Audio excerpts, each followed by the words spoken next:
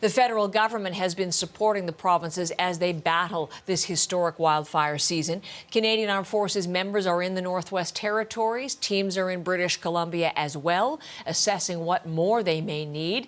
And Janice McGregor is with us as we look at this federal response in some detail. Janice, good morning.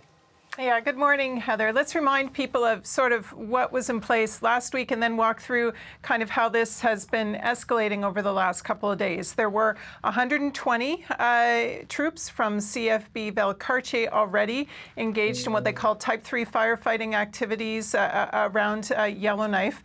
They announced yesterday that there will be a second company of soldiers moved in now to work around the community of Hay River. Again, these are troops not trained to be kind of like the frontline firefighters, but they do go in really important support roles. They do things like the dousing of hot spots, for example. They can work on sort of kind of mop up jobs is their terminology for it, provide much needed relief to the professional firefighters in certain places, and to that extent they are valuable to the overall effort. There are about 100 troops total involved in the task force that is supporting all the deployments that are now underway as a result of the request for federal assistance in the Northwest Territories.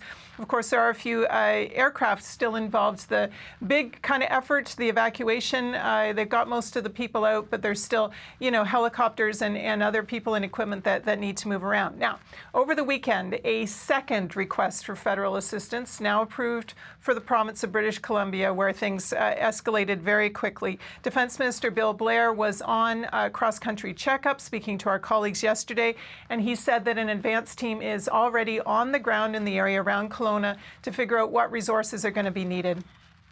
We've got about 400 Canadian Armed Forces members deployed into the Northwest Territories. They're in the Yellowknife region just west of town, and they're also down in Hay River and Fort Smith. And we've been scaling up quite significantly in order to assist there, just because there are significant capacity issues.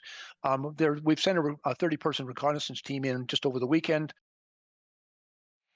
Blair said that as soon as the request came in, they made the cadet training facility in Vernon, that's about 50 kilometers north of Kelowna, available. They'll be staging personnel from there, putting in people to act as administrators, just to give people a sense of the timelines for that particular fight.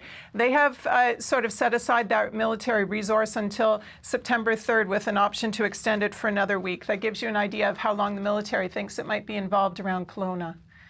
Okay, Janice, thank you very much. Janice McGregor live in Ottawa.